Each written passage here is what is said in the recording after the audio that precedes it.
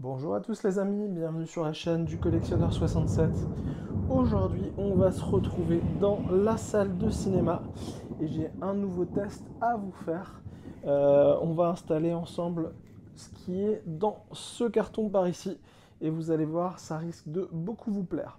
N'hésitez pas avant toute chose à vous abonner à la chaîne et puis bien sûr en fin de vidéo à liker la vidéo si vous l'avez aimé.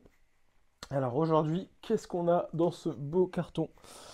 On a tout simplement un nouveau vidéoprojecteur BenQ, le W5800. Donc c'est le très haut de gamme de chez BenQ en technologie 4K laser. Donc ça risque d'être vraiment beaucoup mieux que le vidéoprojecteur, le W4000i que j'ai par ici. Et d'ailleurs, si vous le souhaitez, il y a la vidéo d'installation qui est dispo sur ma chaîne. Donc n'hésitez pas à aller la voir. On n'est pas du tout sur les mêmes tarifs, en tout cas. On est pour celui-ci sur un tarif aux alentours des 3000 euros. Sur celui-là, on est plutôt sur un tarif aux alentours des 5000 euros. On va déballer tout ça ensemble et on va le tester. On va voir la différence entre ces deux vidéoprojecteurs. Un avec une technologie LED, celui qui est par ici, et là avec une technologie laser pour celui-ci. Allez, sans plus tarder, on va s'attaquer au déballage du carton. Alors déjà, niveau carton, c'est très très grand comparé au W4000. Donc on a notre carton qui est par ici. 4K laser, Ciné Prime Projector, ça promet.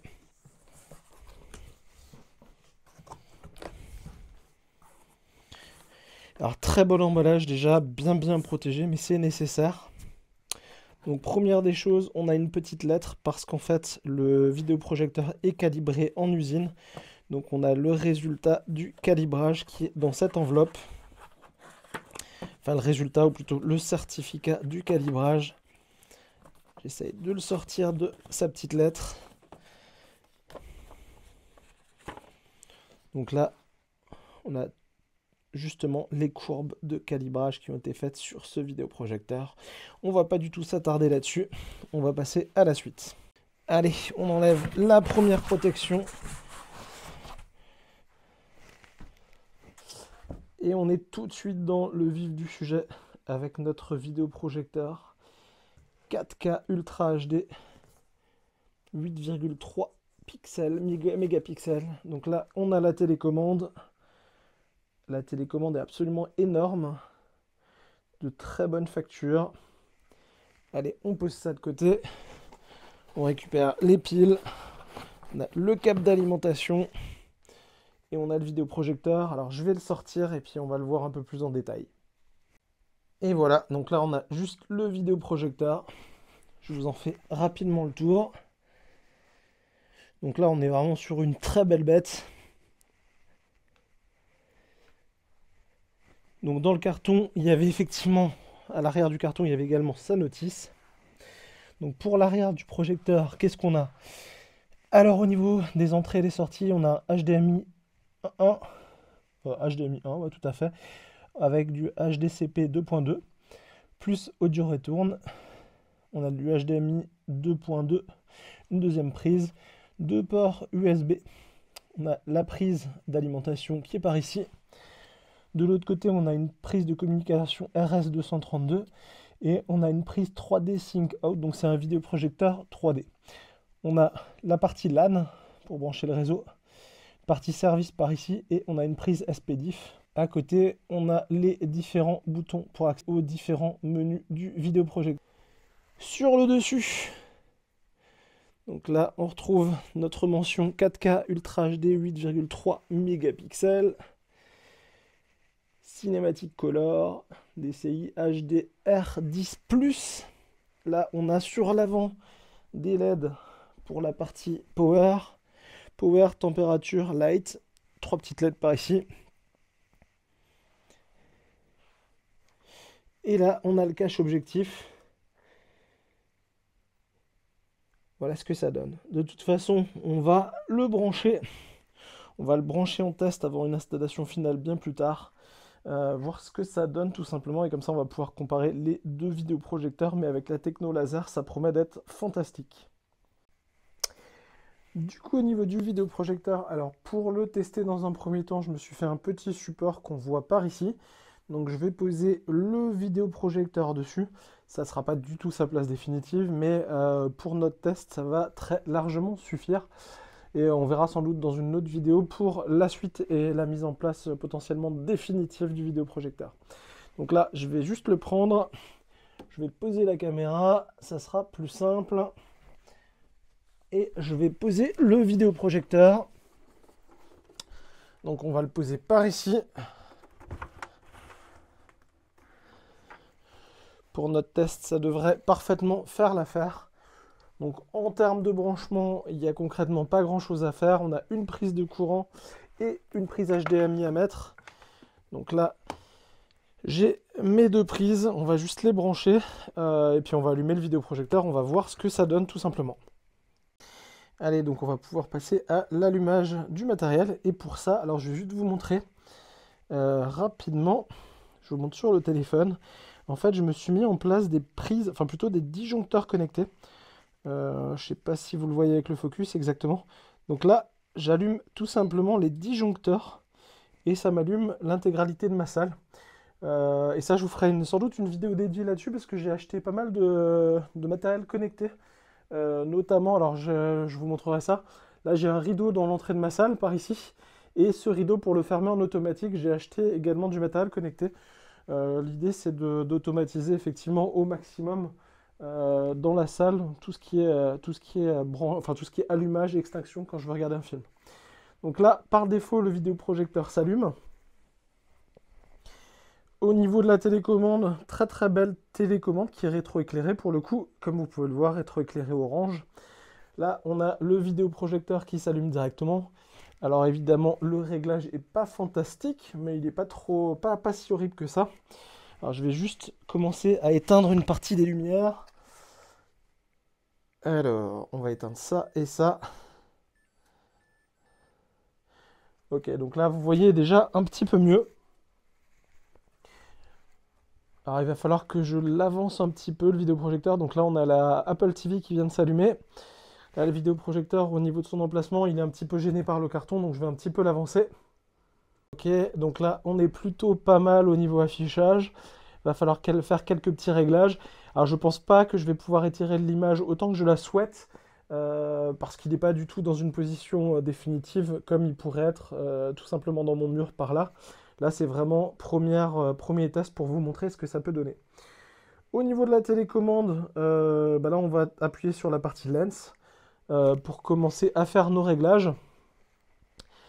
Par ici, on a, comme vous pouvez le voir, un verrouillage de l'objectif. Donc là, il n'est pas verrouillé. On a la partie mise au point et zoom. C'est là où c'est plutôt pas mal. Alors là, le vidéoprojecteur n'est pas très droit. Donc ça, la planéité, je vais devoir m'occuper de ça à la main. Je pense que je vais juste caler un petit livre en dessous pour que ça soit parfaitement droit pour notre test. Je vais faire ça. Ok, donc là, j'ai fait un léger petit réglage pour l'avoir à peu près droit. Donc comme vous pouvez le voir, alors déjà, première deux choses qu'on s'aperçoit, c'est qu'il est très très lumineux. En tout cas par rapport au BenQ W4 Mili que j'ai. Alors ça rendra pas forcément super en vidéo, mais moi je m'aperçois que la luminosité est assez fantastique. Là, ce qu'on peut voir tout de suite, on peut ajuster la mise au point directement avec la télécommande. Donc tout est motorisé. Donc là, on s'aperçoit qu'on est flou. Si je filme au bon endroit, ça sera un peu mieux. Et là, on ajuste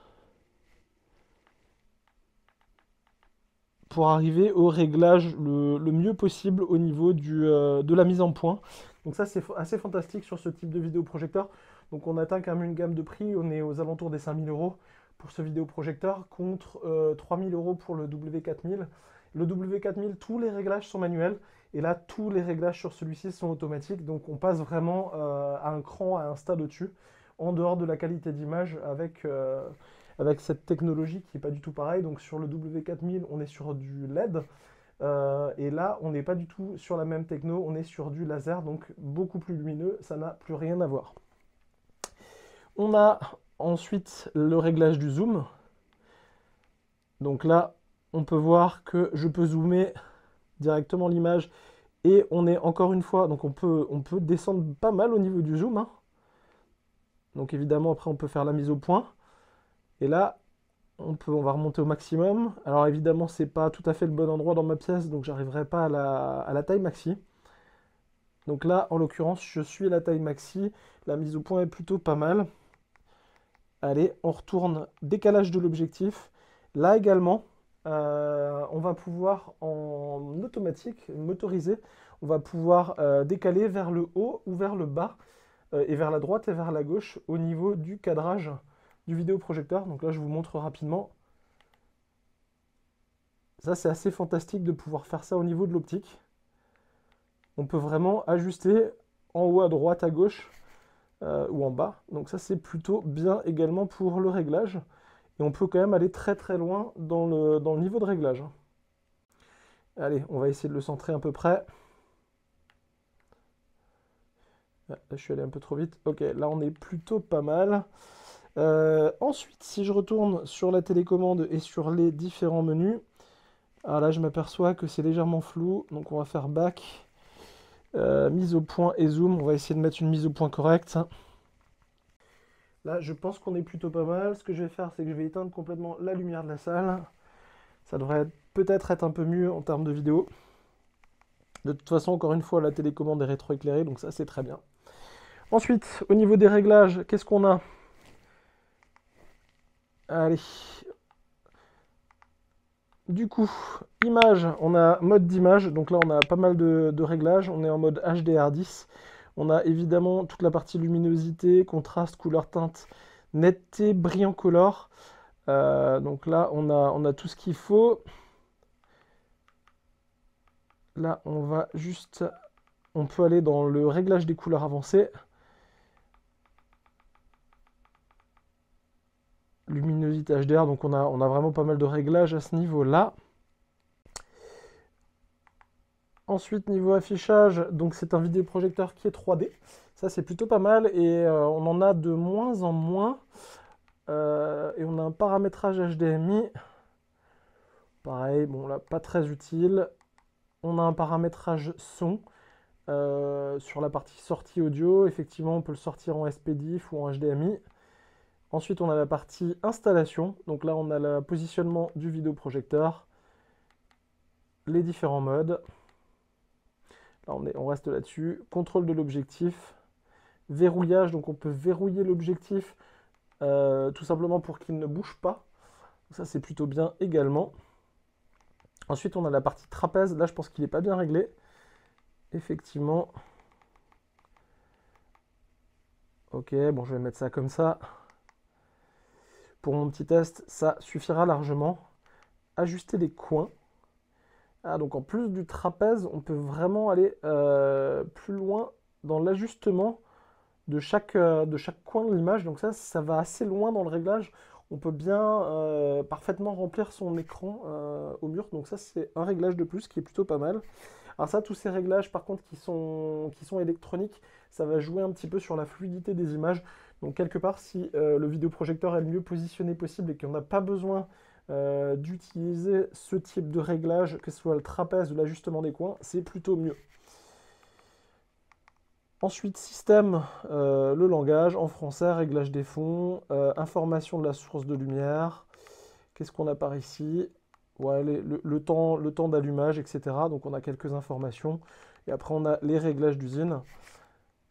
Donc c'est plutôt complet à ce niveau-là. Là, on s'aperçoit qu'on est en 4K, en 60 images secondes, en 60p, pardon, source HDMI, en HDR10. Et là, pour notre petit test, on va tout simplement se regarder quelque chose avec la Apple TV 4K. Ça sera plutôt bien pour notre test. Donc là, la Apple TV est lancée.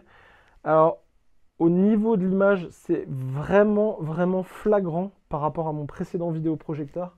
Donc le BenQ W4000, qui est déjà un projecteur que j'estime tout à fait correct, mais qui n'est pas du tout de la même technologie. Donc c'est du LED, là c'est du laser. On s'aperçoit que la luminosité n'a absolument rien à voir. Donc là on est sur un vidéoprojecteur avec 2600 lumens au niveau de la puissance lumineuse. Donc c'est plutôt exceptionnel déjà. Et on s'en aperçoit vraiment tout de suite en regardant tout simplement ces premières images. Alors du coup, pour finir ce test, J'ai attendu la nuit pour vous montrer ça dans de parfaites conditions. Donc là, comme vous pouvez voir, il fait nuit. J'ai pas besoin de fermer le petit rideau qui va bien.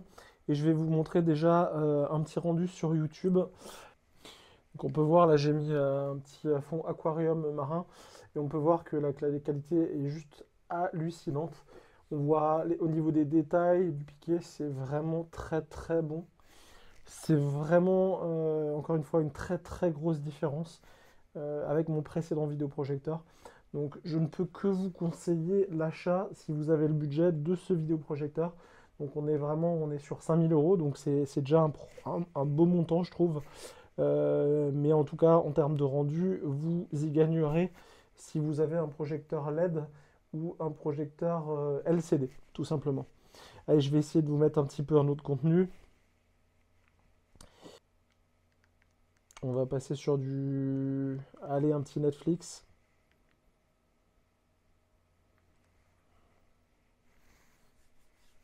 Un navré, hein, j'ai coupé le son pour ne pas avoir de problème. Allez, on va se mettre un petit Mario Bros le film en 4K. J'avance un petit peu dans le film, donc on va voir sur du contenu bien coloré, voir ce que ça donne. Et là, du coup, comme vous pouvez le constater, c'est pareil, le rendu est vraiment au top.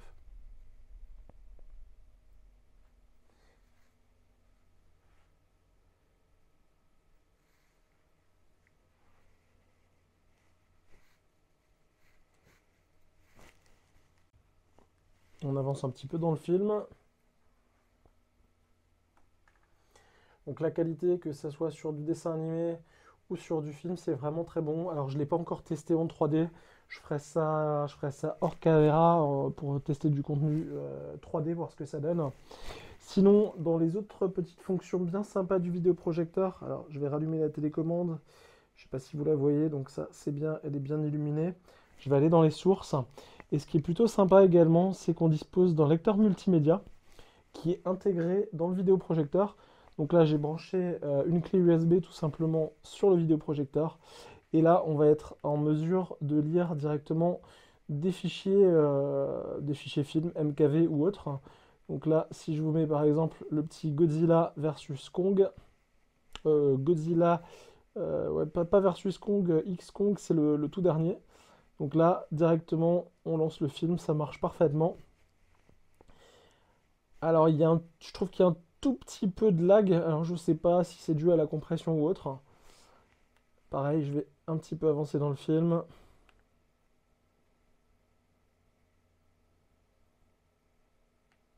Allez, on va avancer un petit peu plus.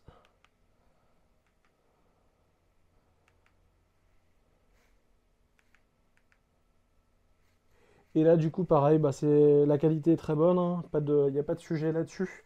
Encore une fois, c'est pratique. Petit lecteur multimédia intégré au vidéoprojecteur. Donc ça fait toujours plaisir. Alors, je vais juste rallumer la lumière sur la partie arrière pour vous remontrer ce petit vidéoprojecteur. Donc là, vous voyez derrière, il y a une petite clé USB de brancher tout simplement. Voilà, très pratique, hein. Si ça vous donne c'est un petit gadget supplémentaire, mais ça peut dépanner. Si vous n'avez pas de lecteur multimédia, en tout cas, vous êtes capable de brancher une petite clé et ça vous permettra de regarder directement vos films depuis le vidéoprojecteur. En tout cas, bah, pour essayer de finir ce petit test rapide du vidéoprojecteur, moi ce que j'apprécie pas mal au niveau du vidéoprojecteur, bah, déjà c'est sa qualité de fabrication. On sent qu'on est quand même sur du très très bon matériel. C'est très très bien fini. Au niveau du design et de la qualité d'assemblage, on est plutôt très bien. Également à noter, si vous avez le vidéoprojecteur que vous devez mettre dans votre pièce au plafond tout simplement, moi je trouve que en termes de sonore, il fait vraiment très très peu de bruit. Là je vous le laisse, il n'y a pas de son dans la salle. Et concrètement, c'est plutôt très silencieux. Alors évidemment, une fois que ça va être dans le mur, j'entendrai plus rien. Mais vraiment, qualité sonore plutôt bonne. Au niveau de la luminosité, une grande luminosité, ça c'est vraiment très très bon. Au niveau de tout ce qui est couleur, alors je ne sais pas si ça rendra bien en caméra, mais en tout cas, moi je trouve qu'il y a une très bonne fidélité des couleurs, une très très bonne précision de l'image, une très bonne fluidité effectivement également. comme vous avez pu le regarder lors de cette vidéo. Après, comme je vous l'ai dit, je l'ai déjà répété, il y a le bloc optique qui est motorisé. Et au terme de zoom, on a vraiment une très grande amplitude, donc ça c'est plutôt très bien également. Au niveau des menus de calibrage, c'est vraiment très très bien fait pour calibrer le focus ou le zoom, ça c'est très bien. Et au niveau du lecteur multimédia, il y avait un lecteur multimédia sur le précédent vidéoprojecteur, le W4000, mais il était franchement de mauvaise qualité. Là, il y a vraiment un gros gap qui a été fait. Après, ce que je regrette un petit peu, mais bon, on est quand même on commence à être sur une très bonne gamme, c'est le prix qui est un petit peu haut, à mon avis, au niveau de ce vidéoprojecteur. Voilà, donc concrètement, pas du tout déçu de ce très beau vidéoprojecteur BenQ. Voilà, bonne finition, bonne qualité, vraiment très bien. Vous pouvez l'acheter tranquillement si vous êtes fan des vidéoprojecteurs de la marque BenQ. Voilà les amis, bah écoutez, moi je vous dis à très bientôt dans de nouvelles vidéos. Il y a encore pas mal de choses là dans la salle de cinéma qui vont évoluer. Je peux vous en dire un tout petit peu plus quand même avant de vous laisser. Au niveau du mur sur l'avant, j'ai pas mal de modifs. Je vais quand même, alors je vais vous rallumer la lumière, comme ça on verra. Donc au niveau des haut-parleurs qui se trouvent devant, je vais les déplacer, je vais les mettre derrière l'écran. Donc là, je vais attaquer ça d'ici une semaine ou deux. Une fois que j'aurai fait ça, que tous les haut-parleurs de devant seront dans l'écran, derrière l'écran, donc écran transsonore bien sûr, je vais refaire un peu de tapisserie sur le côté pour que ça soit un petit peu plus propre. Également, comme je vous l'ai dit tout à l'heure, la peinture du plafond en noir mat. Donc là, j'ai acheté ce qu'il faut. Donc comme vous pouvez le voir, hein, pour l'instant c'est du gris. Donc on va passer sur du noir mat. Ça devrait un petit peu aider dans la salle de cinéma. Après, dans les autres choses qui arrivent également prochainement sur la chaîne, on a le changement de l'ampli. Donc l'ampli Denon. Donc pour l'instant, c'est un AVCX 3800H. Et je monte un petit peu en gamme. Donc ça arrive également prochainement. On a la mise en place d'un petit lecteur multimédia NVIDIA Child qui va arriver également. Qu'est-ce qui nous reste également? J'ai le petit ampli qui est par ici pour les bass shakers que je vais changer par un ampli de meilleure qualité.